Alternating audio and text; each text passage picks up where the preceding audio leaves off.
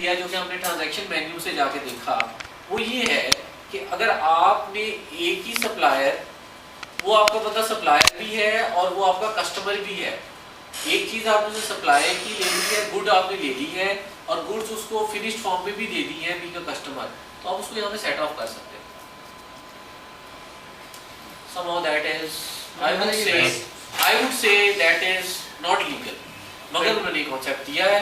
और ये वो कॉन्सेप्ट है ना, इसमें आप इसका कॉन्सेप्ट लेके चल सकते हैं कि अगर आपने एक सप्लायर, एक पार्टी है जिससे आप उसको रूटीन में सेल कर रहे हैं, ये एक पार्टी जिससे आप सप्लायर रूटीन में ले रहे हैं और आप एक टेलीविज़न बेचते हैं, तो वो अगर आपसे एक टेलीविज़न परचेज कर लेता है तो वो कस्टमर भी बन गया, तो इसके थ्रू आप उसका जो है वो ऑफसेट करके ट्रांजेक्शन ये वो अच्छी वर्जन है जो फैसल साहब ने दी है, जो मतलब आप एग्रीड और एप्लीकेबल वर्जन है जो आप कर सकते हैं, जो लीगली आपको अलाउड होगा। मगर जो दूसरी सिचुएशन है वो ज़्यादा अलार्मिंग सिचुएशन है, क्योंकि उसके अंदर आपका सेल टैक्स का इम्पैक्ट दोनों जगह आएगा। अगर आपने सेल टैक्स भी ऑफसेट कर दिया, ठीक है ना, उसका आपने पेएबल भी था, उसका आपने आउटपुट भी था, आपका इनपुट भी था, आपने वो या खाली आउटपुट था, ये तो था। आप उस पॉइंट ऑफ व्यू से देखें ना, जब हम किसी को ये चीज़ बताएं तो हम उस पॉइंट ऑफ व्यू से बताएं कि जो उसे पेएबल और रिसीवेबल है हम वो ऑफसेट करें ना। आप पेएबल और रिसीवेबल ऑफसेट कर लें जिसमें सेल टैक्स इम्पैक्ट ना हो।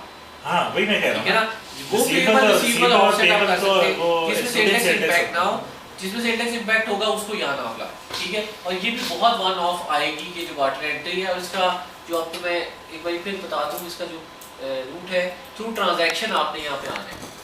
ठीक है, तो मॉडिफिकेशन आप करना चाहते हैं तो कर सकते हैं, कॉस्ट प्राइस को मॉडिफाई करना चाहते हैं वो भी आपका ऑप्शन है। तो ये ज़रूरी नहीं है कि आपने उसके थ्रू ही जाना है, मॉड्यूल के थ्रू बहुत सारी चीज़ें आपके ड्रॉप डाउन मेन्यू से भी आप निकाल लेते हैं। अच्छा, एक थोड़ा सा इररिलेवेंट क्वेश्चन है इस टाइम के पॉइंट ऑफ व्यू से, वो ये कि हम जैसे तक कैश एंड बैंक की बात करते हैं जी, तो हम बैंक बुक लिख रहे हैं, हम ये चाह रहे हैं कि हम इससे अपना इनफ्लो आउटफ्लो बना के देख सकें कि हमारी एक्चुअली कैश आया कितना, कैश गया कितना। उसमें एक ट्रांजेक्शन होती है जो इंटर बैंक ट्रांसफ़र है, ठीक है, उसको कैसे हैंडल करना है, क्योंकि वो ना पेमेंट में आनी चाहिए ना रिसीट में आनी चाहिए आपकी रिपोर्टिंग में। नहीं, इंटर बैंक ट्रांसफर से मुराद ये कि आपने देखिए अब होता ये है कि हम लोग ये ज़्यादातर कंपनीज़ करती हैं कि वो पेमेंट के लिए एक अकाउंट रखती हैं रिसीट के लिए और कलेक्शन अकाउंट दूसरा होता है।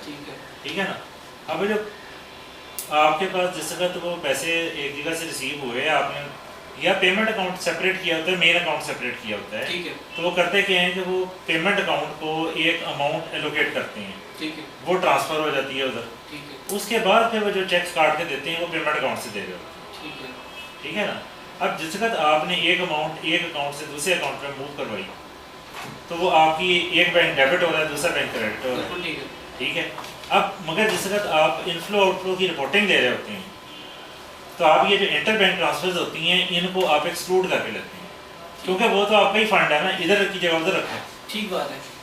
तो अगर वो इसमें कैटर तो नहीं हो रहा, वो तो मेरा ख्याल है पेमेंट के थ्रू कैटर हो रहा है।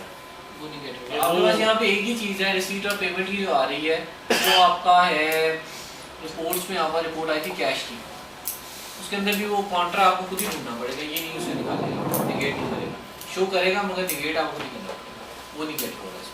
मतलब मेरे ख्याल में एक इसमें ऑप्शन बैंक रिकंसिलिएशन की भी होनी चाहिए।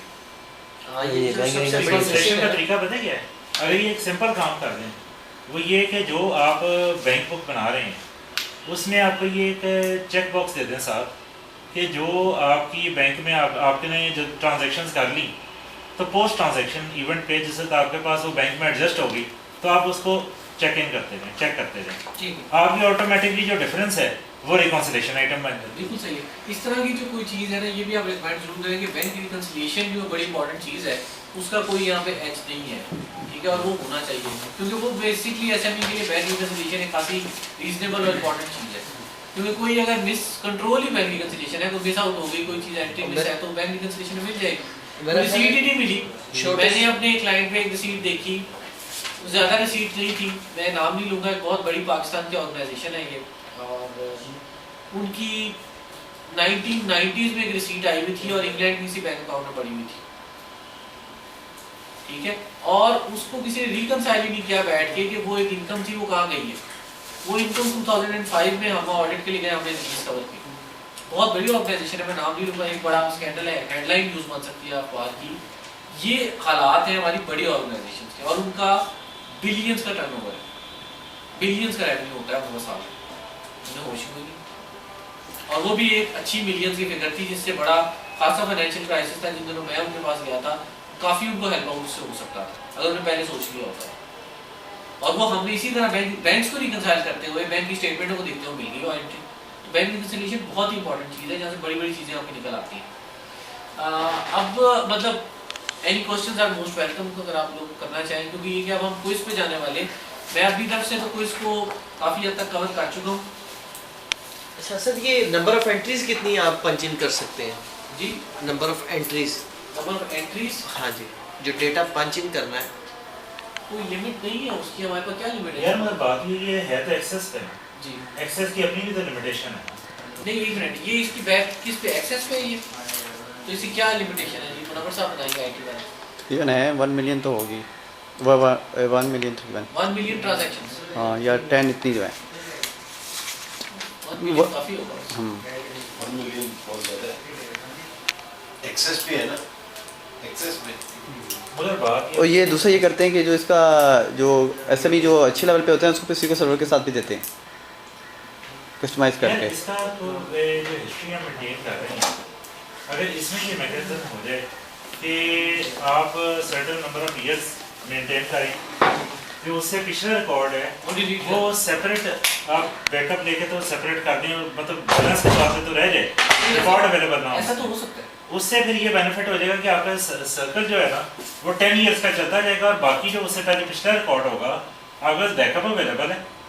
आप कभी ज़रूरत पड़े और किसी टैक्स वगैरह केस के लिए आपको ज़रूरत पड़ जाए, मेरे 2 क्वेश्चन हैं। ये कि अगर आपको टैक्स केस के लिए रिक्वायरमेंट पड़ जाती है तो आपको तो वो 10 साल से पुराना रिकॉर्ड भी निकालना पड़ जाता है, ठीक है ना?